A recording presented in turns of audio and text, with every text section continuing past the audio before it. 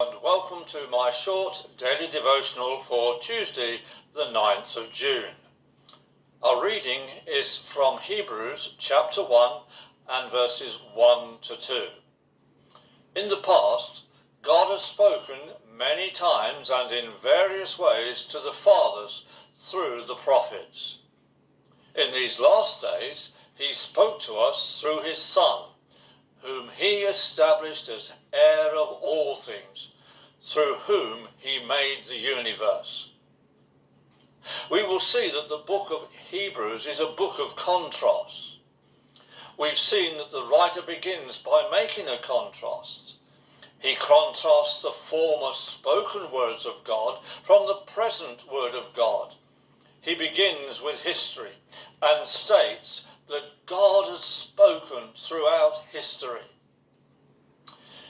In verse 2, the writer moves on to state that in these last days, God has spoken in a far greater way, and that is through Jesus.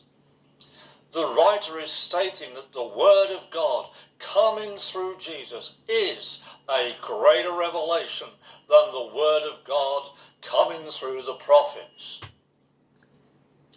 Firstly, God has spoken through history. What are the first recorded words of God? They are, and God said, "Let there be light." And there was light. That is Genesis chapter 1 and verse 3. What are the last words recorded of God in the Old Testament? "Look, I am sending you the prophet Elijah before the great and dreadful day of the Lord arrives." His preaching will turn the hearts of parents to their children, and the hearts of children to their parents. Otherwise I will come and strike the land with a curse. That is Malachi chapter 4 and verses 5 to 6.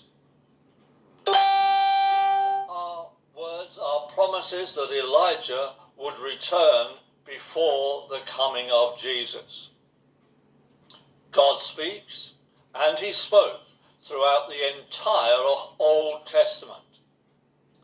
It is good for us to read the Old Testament so that we can be built up in our faith with the words that God has spoken.